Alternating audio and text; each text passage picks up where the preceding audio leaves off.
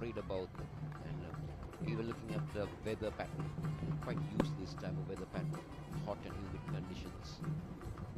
Not like in Australia or England team playing in the subcontinent. Short and tossed up to Hayley Matthews. It was in the offering. You can see a sense of frustration there from Hayley Matthews. She wanted to capitalize on that. And the last time the World Cup was held in the subcontinent, they were champions in 2016. So they'll have that historical claim to success as well.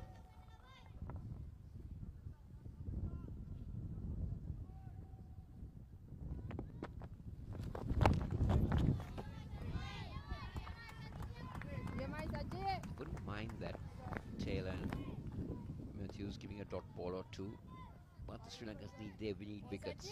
They can't allow this pair to labour on here.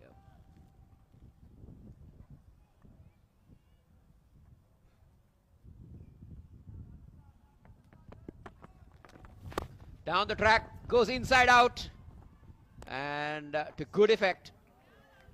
Now, this is what I've been telling about. The wait for that ball to be tossed up.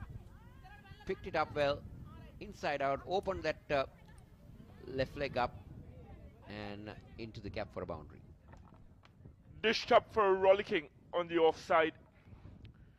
Stefani Taylor will not fail to convert. And at the end of the 7th, it's 55 without loss.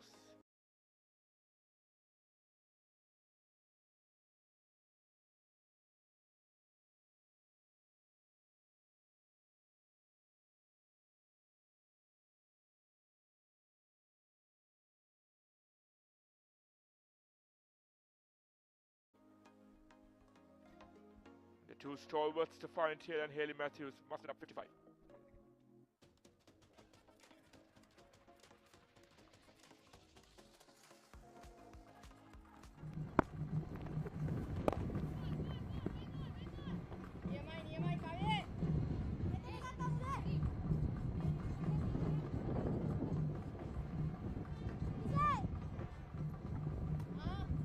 At this stage of the innings, West Indies are 18 runs ahead of where Sri Lanka were. Sri Lanka had lost the early wicket of Vishnu Gunaratne. So yes, West Indies definitely ahead. And they'd like to take the advantage home.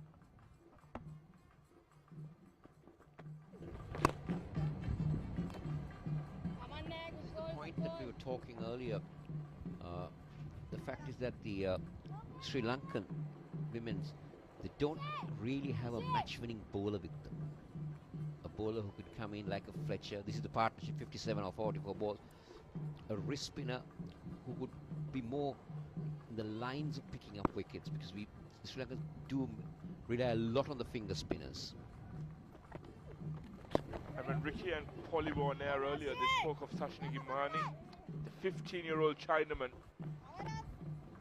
I'm surprised she's not been brought into the attack, because these two veterans are used to facing these finger spinners. They've seen them throughout the ODIs plus the T20s thus far. It's high time Chamari resorts to her surprise weapon.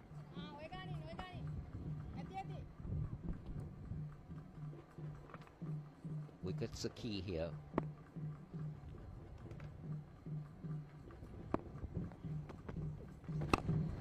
We can see again how comfortable Hayley Matthews is leading onto that front foot, driving away very comfortably. There seems to be no hurry at the moment. 60 on the board. Now what does Chamari Athapath do here? That's what we need to come in with. Pretty strong blowings around the park.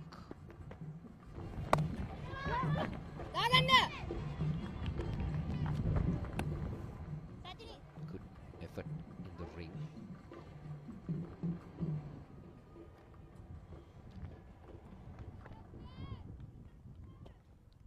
Of course, we speak about experience, brilliant situational awareness on display.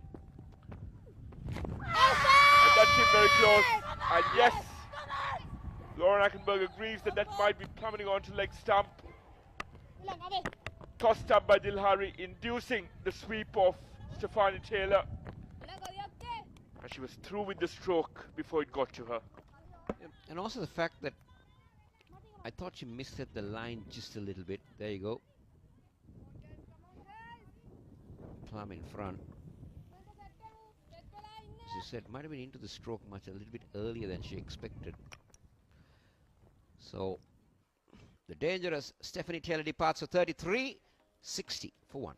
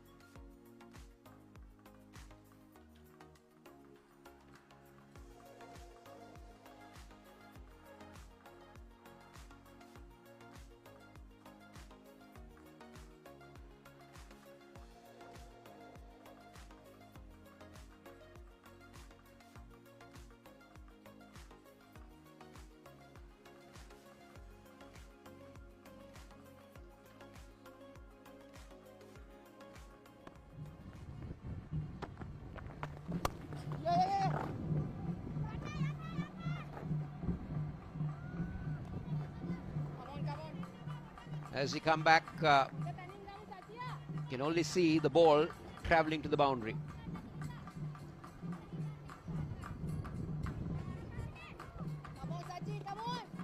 Well placed by Hayley Matthews. Not deterred from continuing on her merry way in spite of that wicket. 29 off 19. All guns blazing for Hayley Matthews.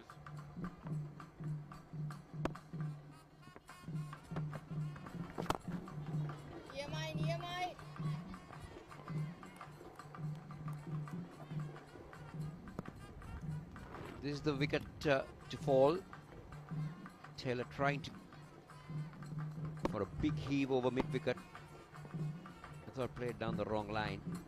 Missed it completely.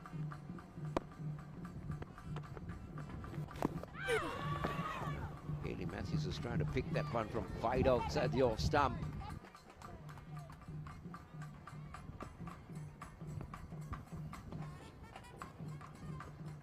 She's trying to use the effect of the wind here, because you've got the wind blowing from the left to right, and that's advantage she's trying to carry forward by playing across the line.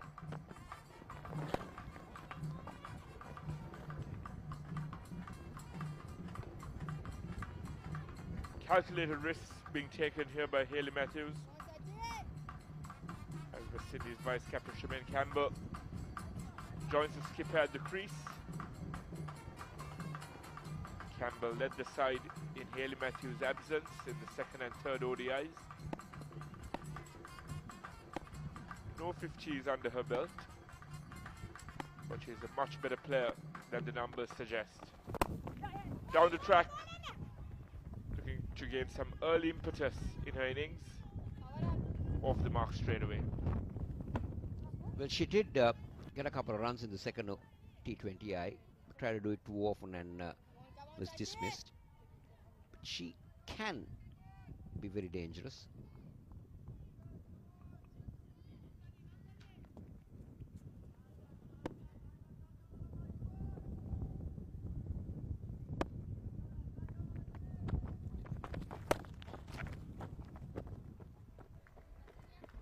Beautifully done. Short, and Matthews picked the gap perfectly.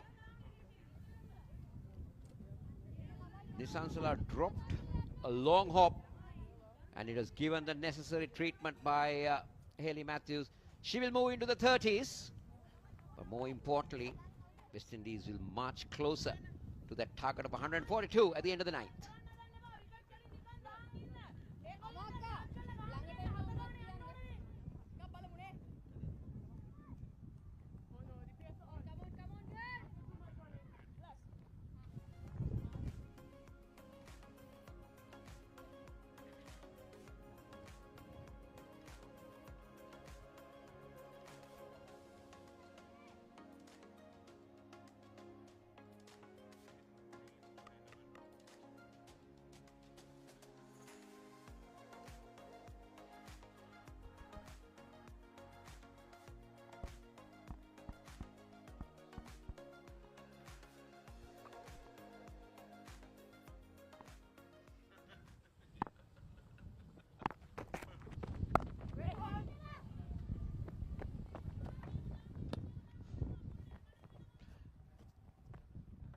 Ama Kanchana starts her second.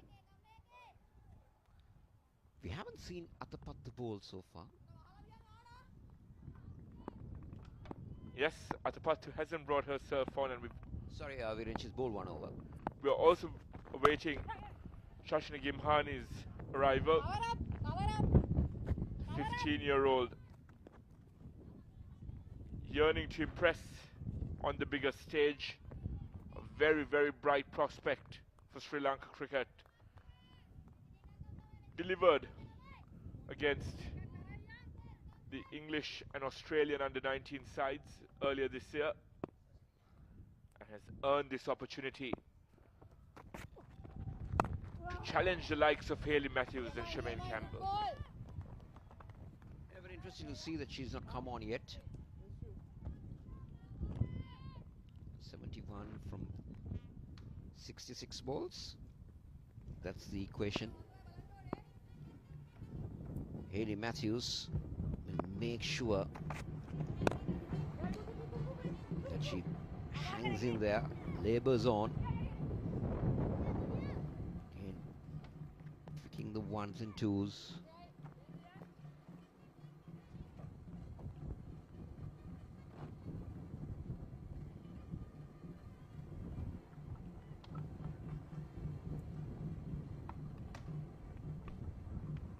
It's important for Sri Lanka to not let this game just drift away now. If Hayley Matthews is still out there by the 14th, 15th over, the game could be in the bag.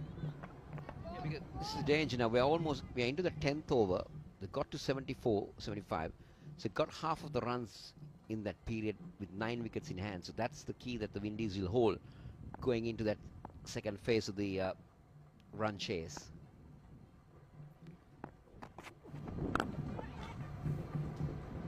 There you go again. They're not in a hurry. We haven't seen much boundaries coming in. But more importantly, they've kept that scoreboard ticking. And that's the end of the 10th, where they're 75 for 1.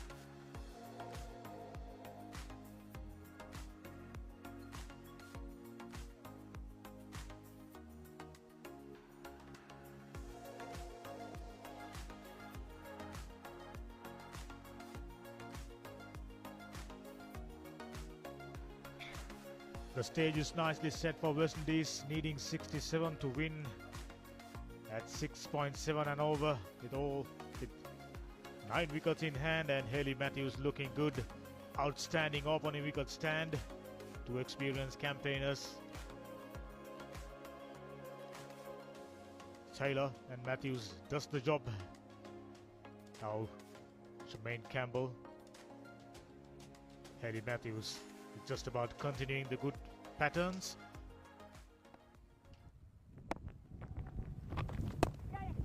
Samariyatapattu comes into the attack straight away. Pushed down the ground for a single. Ricky once again joining alongside me. It's a Damika. I think Matthews' wicket is crucial for Sri Lanka as well as for West Indies. If Matthews bats majority of these 10 overs, West Indies will probably get closer, if not over this target. But if Sri Lanka can dismiss her quickly, then they will have the opportunity to try and push that run rate up, the required run rate up, because West Indies will be then under pressure. The rest of the batsmen may take some time to settle in. They sometimes come, they hit a couple of big blows, then get out. So that's additional pressure. So I just feel this game is between Hayley Matthews and Sri Lanka right now.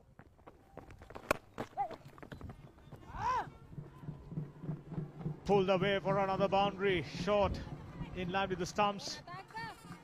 This is loose bowling by Atapattu. Shamaine Campbell, very strong puller. Batted well the other day, the second T20I. There you go, 3 Bs. It's too easy for Campbell. The vice captain and vice captain in the centre at the moment. She's shown us some glimpses of some good cricket. Has played a few good shots, but hasn't been able to get that big score, isn't it? She's always got that start, got to 10-15 runs and then given it away, Campbell. So now all she needs is to do just partner Matthews, put up a partnership, get this closer. You see she's moved a lot in a crease, not steady. Campbell sort of not settled down at all. So when the bowlers start to mix it up, it makes life very difficult for her. When you compare two batters, Hayley Matthews looking flawless, looking very comfortable. Another single to complete the over number 11th. A good one for West Indies, 7 runs off, 82 for 1.